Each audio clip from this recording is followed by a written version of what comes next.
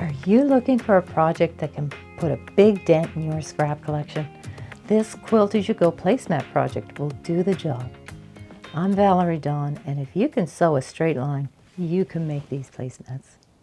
These are all scraps from fabric collections left over from larger quilts. Even the backing and batting are scraps. And once you've made one, the rest go very quickly. Just set up an assembly line and you can finish the project in an afternoon.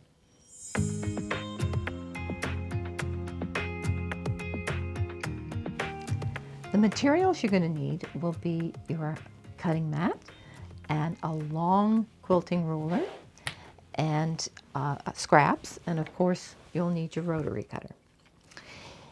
I also use a water erasable marker and pins.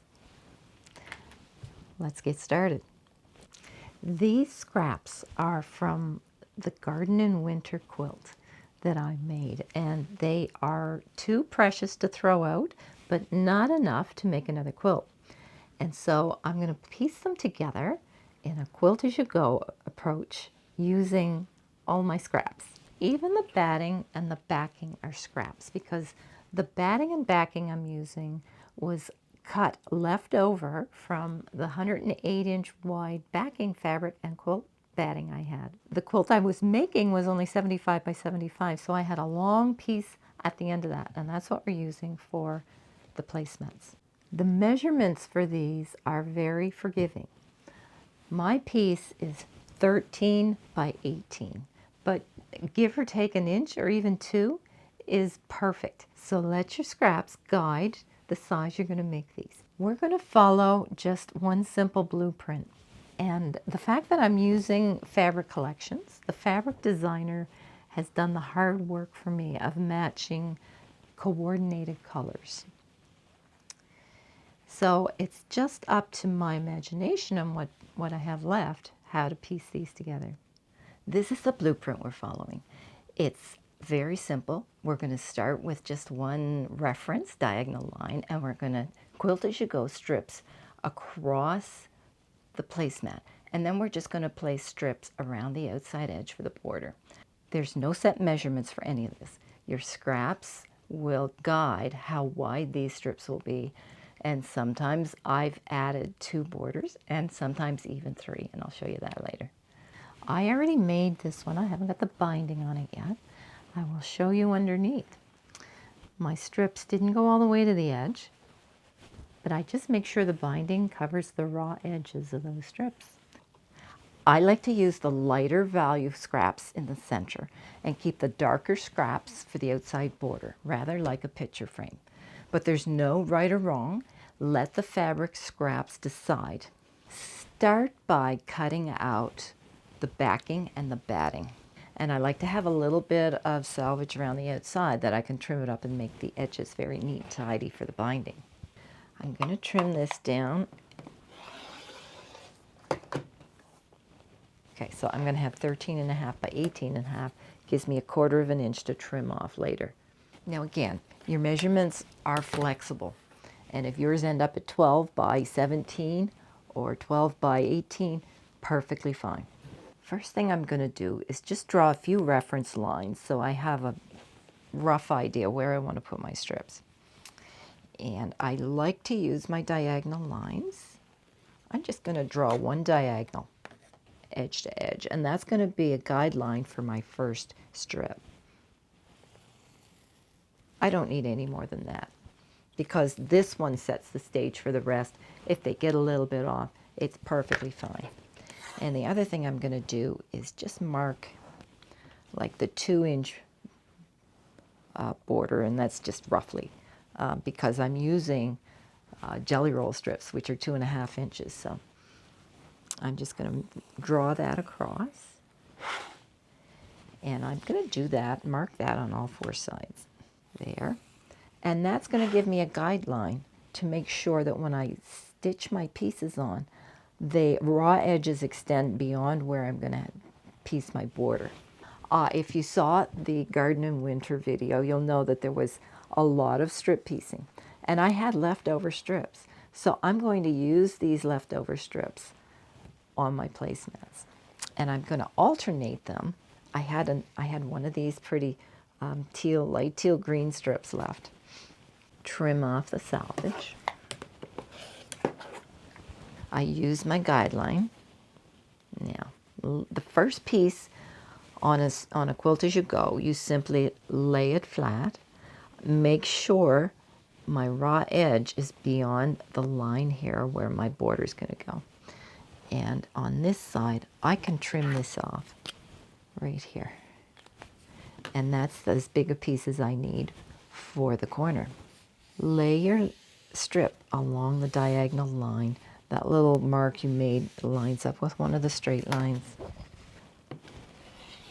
Make a straight cut where you had that little blue mark. That just lays right over here. So this raw edge is beyond this blue mark. This raw edge is beyond this. So you can see what it's going to be fully covered. Now the next strip is one of our patches here. Let me see, is this going to be enough, wide enough? Lay it right side up the way it's going to be finished. That's a little bit short. That's not quite enough. I'm just going to move that right back up to where I had it, and I'm going to get a patch that has 5 squares. It's a little bit longer. All right, so that's going to lay right along here. The raw edge here is all going to be inside my border, same here. So then this, flip it right sides together. I'm just going to pin this along here. Make sure you just catch enough of that so you're going to have a 1/4 inch seam. And I like to pin it along so it's not going to shift on me.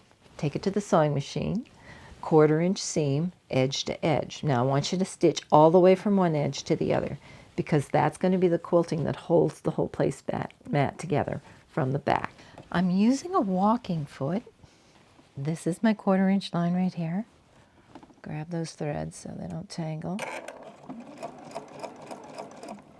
And stitch from one edge to the other. Now I like to put the seams in this direction so my foot just runs over them and it doesn't curl them up. And just fold this up and hang on to it. Remove the pins as you go. There.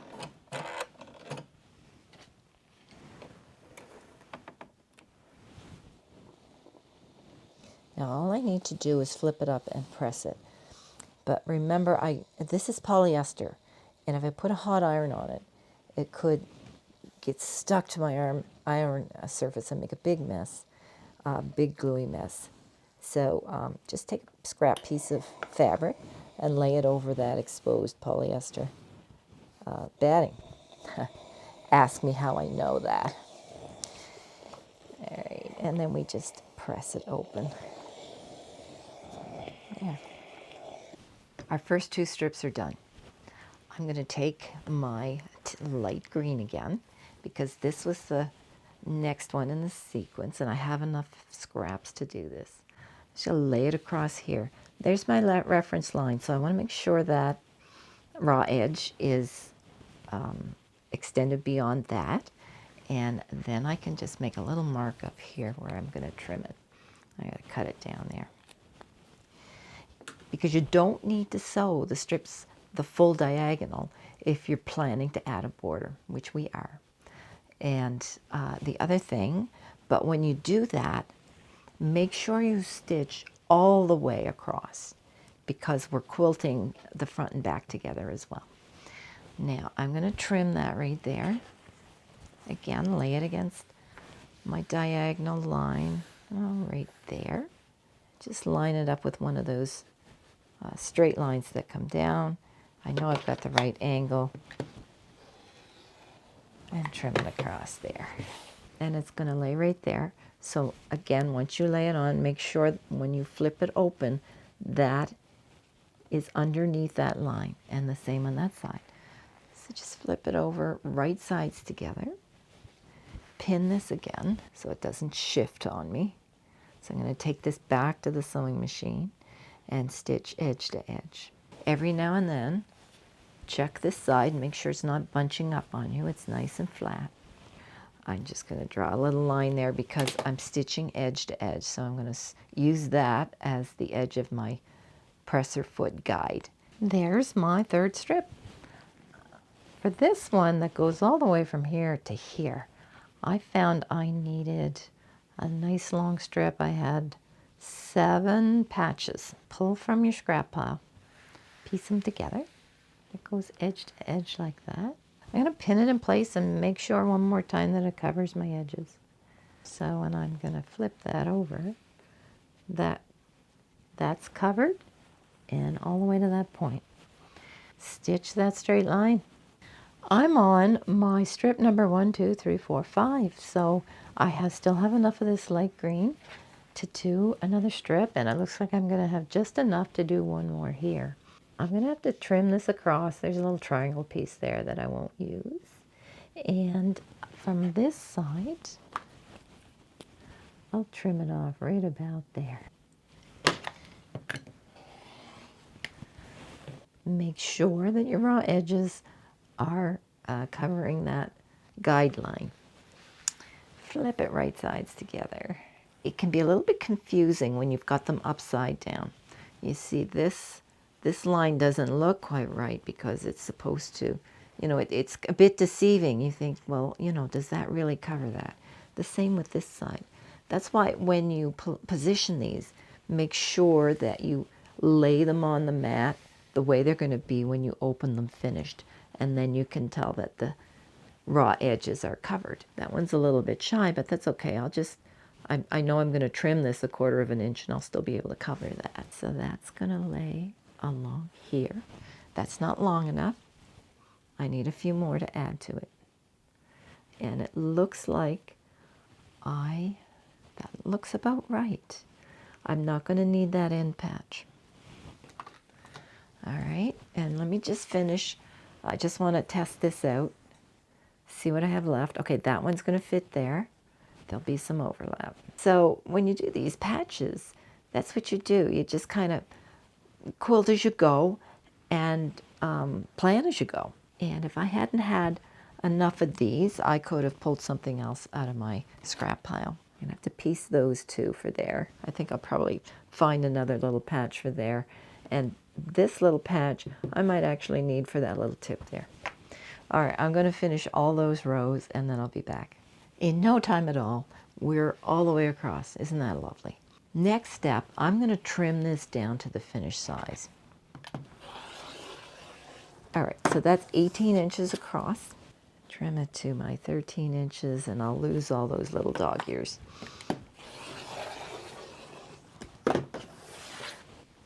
All that's left is to put the border on.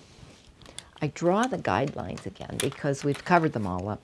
I've got my dark scraps for the border. They will go right side down. I need to piece a bit on here because it doesn't go the whole way, but that's okay. The line I draw here is where this raw edge will touch. It's not the stitching line. It's just so I can line that up, stitch 1/4 of an inch, and then flip it over. So that line I'm going to draw 1 7/8. And all I have to make sure is that it covers all of the raw edges of the pieces I already stitched down. Now if it doesn't, it's okay.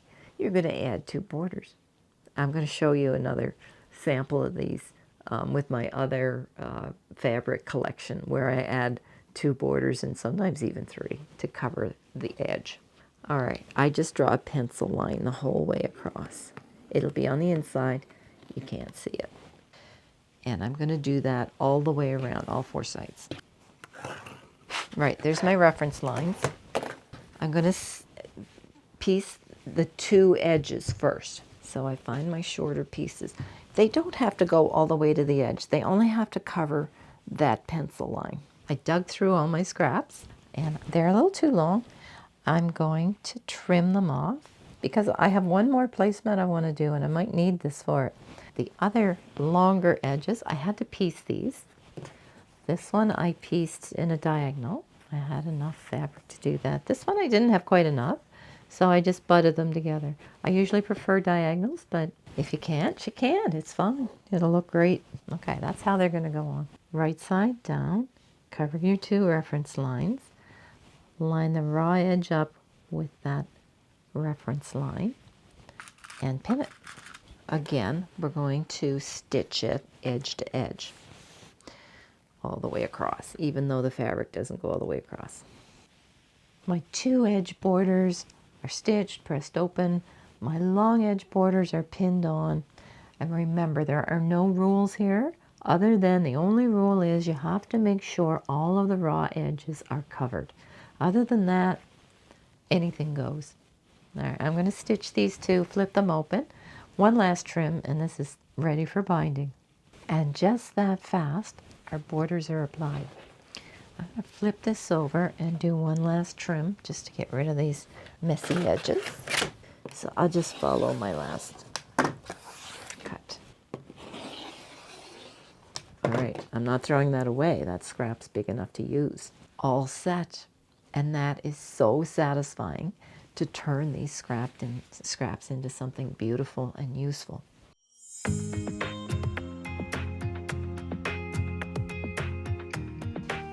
I'm going to show you one more placemat. These 4 patches are left over from Peppermint Lane. I may have gotten a little carried away and made way more than I needed. And there's no way I could just toss them. So using them here turns trash into treasure, and that's a very satisfying outcome. My leftovers from this project were from fat quarters. Continuing to use the diagonal blueprint, I wanted to line these up 3 in a row, just like this.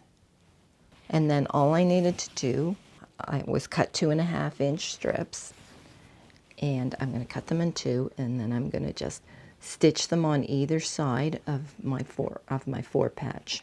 So they're going to line up 3 in a row. It's going to look really sharp. So I had this strip from the fat quarter. I'll cut it in 2. There'll be 1 strip here, 1 wide strip here, and 1 wide strip here. And then I can use my light one for a narrow border and my burgundy for the wide border. So that gives me 2 borders. I stitched my 4 patch together with these gold strips on either end, and I just pressed them toward the gold patch. I drew some reference lines on here. I've got my complete center, I've got my diagonal through the center, because you want to get these more or less centered, although it's okay if they're a little bit off. I have some that are, The first patch you just lay here. I'm just eyeballing it so that this angle is roughly close to my reference line. It lays on the edge here. And then I'm going to take my first 4 patch, and I'm going to lay it over here because I'm just trying to get this lined up so they more or less fall in the center. Now this diagonal I want to be run along this horizontal line. So remember, there's going to be a 1/4 inch seam, so more or less right there is where that one's going to go, and they overlap about 1/2 inch because there's a 1/4 inch seam. I'm not stitching these yet. I'm just laying it out to make sure this is roughly positioned right. I'm not measuring these. This one will go, again, the diagonal straight through the middle of the 4 patch. I want to line up with that horizontal line. So it's going to lay right about there. And that's pretty close to the center, my bullseye there. And then the next one is going to go there. And that just means that this patch will lay along the edge. Now, once you get it kind of laid out like this, just to kind of make sure that these are positioned so that this white space here is pretty close to the same. That's 2 inches, that's 2 inches, 2 inches, and it's a little more than 2 inches, but that's okay. Because we have to make sure that our borders are cover all the raw edges. All right, so I'm happy with how this is laid out. I'm going to move these pieces out of the way. These stay, and this one simply flips over. I'm going to pin it edge to edge. When these placemats are all made from the same fabric, colors, families, using the same blueprint, which is our diagonals, they're going to come together as a set beautifully. All right, I'll be right back. I'm going to stitch this. I've got my strip on. I'm trying to position these so that this is the green or horizontal on this patch, and then vertical, and then the next one they'll be horizontal. If you don't do that, it's fine. I planned that on some of the other placemats too, and I forgot. Don't sweat it. There are no rules here. All right, we're going to lay this here. This one, again, this point is going to be more or less on that horizontal line, and staggered down one patch from this 4 patch. And I'm just going to flip that over. Those seams can lock together. Pin it, stitch it, flip, press. Second 4 patch strip is on and flipped. We just have one more, and again it's down one from this, so they line up for horizontally. Just double check, kind of overlay them by 1/2 inch. Double check that that point is more or less on that horizontal line, so it's in the center, and then flip it over, pin, flip, and press. All 3 of our 4 patch strips quilted onto our backing. See how easy that came together? All we have left is this one patch in the corner, and you just want to more or less eyeball it so that it's equal here and here. We can just measure it to make sure it's pretty close to the same. Flip it over, pin it, and stitch all the way, edge to edge. You see how amazingly fast that and easy that came together. We just need to add borders, and there's no rules about this either. The only hard and fast rule is whatever piece you add, you need to cover all of the raw edges. This was the widest one, and it looks like 2 3/8 right to there. I'm going to draw just a pencil line across 2 3/8. I'm going to do that all the way around. That's my placement line. Here's an example of what I mean by let the patches decide. Now, if you had a pattern, it would tell you to cut, 1 1/2 or 1 1/4 and apply them. We don't have a pattern, we have a patch. And it's 4 inches wide. And, quite long. It's wider than the placemats. When I fold it in 2, I see that it extends past my reference line, so I'm fine. I can get the 2 edges out of 1 strip, and then I'll need 1 strip each for the top and bottom. So I need to divide this by 3. Now, 4 divided by 3, that's 1 and approximately 3/8 inches. And that's going to be the width of my border, because that's what I have to work with.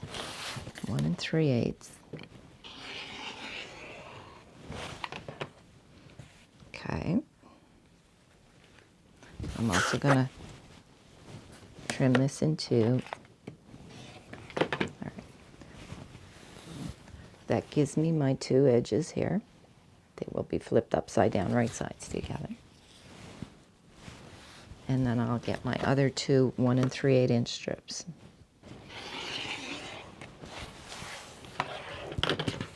Because I'm going to have burgundy borders, I just have to make sure I cover the raw edges of the gold background. This is my reference line to butt my raw edge up against it. All right, I'm pinned. Remember to stitch edge to edge, pin the other side, and I'll be back from the sewing machine. That was quick and easy. They've covered any of the raw edges. I just need to stitch on the other 2 inside borders. All right, right side down, butt the raw edge up against my reference line. It just has to overlap my 2 side borders. Stitch, flip, and press. My inside border's all done. All that's left is my burgundy border. Okay, make sure you're right side down. Place it over this other border. Use the raw edge of your first border as your guideline to place this one. Do the 2 long edges first. I decided to trim a bit of that off just so it won't be quite so bulky in the corners when I add the binding, but these are done. 2 more strips to go. Now, don't get confused. Remember that the patch you're adding is going to flip over and cover this exposed space. Don't get confused and go that way. Ask me how I know. That's why we have seam rippers, but let's try to let's try and get these on right the first time. It's okay, mistakes happen. Look how fast that came together. I have it trimmed all down. I'm going to give you a few helpful tips. When I was stitching the batting only, I found the polyester batting was a bit slippery under the walking foot, so just make sure you're aware of that and control it a bit. Always stitch edge to edge, even if your fabric only comes to here. That's going to make it easier for you at the end. You won't have stitches and threads to tie in on the back.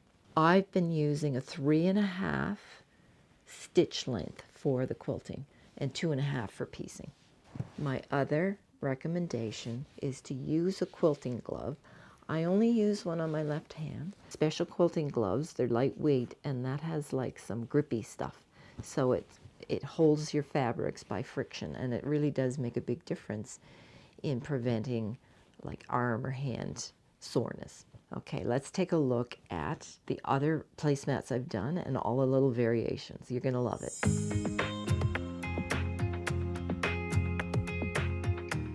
This one I had lots of full strips when I started this one, so I did the light in the middle alternating, this pretty teal, and the paisley. Same with this one, only it was the red paisley in the leaves. And I had this matching binding. This one was, I think, the last one I finished, and I was really running out of scraps at this point because these are all pieced, and I found enough paisleys and it's alternating, and it's, I do like how that one turned out too. That's very much like the first one, except the outside border's a bit of a different print. This is my light teal again, and these were the patches left over from Garden in Winter. And this one again is one of the other green paisleys, and these were all patches. Now I had one more, which was the sample Center Star, Ohio Star, right here. This was my first trial patch, and I've made a nice little centerpiece out of it. This was the scraps from Peppermint Lane. This was the Stove Christmas fabrics. And with this one, I have 2 borders because I didn't have any scraps wide enough to do the full border, and I really like the way the 2-tone border works. Gold in the center. These, I had a fair amount of fat quarters left in the white tones, which I didn't use at all on the quilt, and the gold tones I only used a little bit. This again is pretty similar, but I did red and green, and I had 2 different colors of green. And this one again was with a bit of my white outline. This one I really love the gold border. This is the only one I have with a gold border. And alternating with my frosted white. Now this one was one of the originals I did. I just note that I had these offset. This was one of the first ones I did. I was still experimenting and learning how to center them. Perfectly okay. And this one's really fun. I wanted a green border. I didn't have any green that was wide enough, so I added 3 borders. One is the white and a narrower green, and then I had enough for this outline. I didn't stop there. I still had enough to make these cute little mug rugs, and they're quite large for coasters, but I couldn't resist. I just really like them. They all have their own little personality. As you can see, I really did get carried away with the 4-patch and made so many of them. I found this green for the binding in my stash. And I didn't stop there. I still had a little bit left, and I couldn't bear to throw them out. I made one more smaller mug rug and 2 little Christmas tree ornaments. Since all the fabrics coordinate and everything follows the same blueprint, they automatically look like a coordinated set, even though everyone is different. So I have 2 beautiful sets. Your friends will think you planned each one. These are so much fun. They're perfect for gifts, craft sales, or just dressing up your own table. If you'd like to see a video on how to do these bindings, they're completely machine stitched, but they hide the stitching on the front. I'll leave the link to this video in the description below. So I hope you enjoyed this video and feel inspired to dive into your scrap pile right away. If you did, don't forget to click like and subscribe first. And thanks so much for watching. Happy scrappy quilting from Valerie Dawn.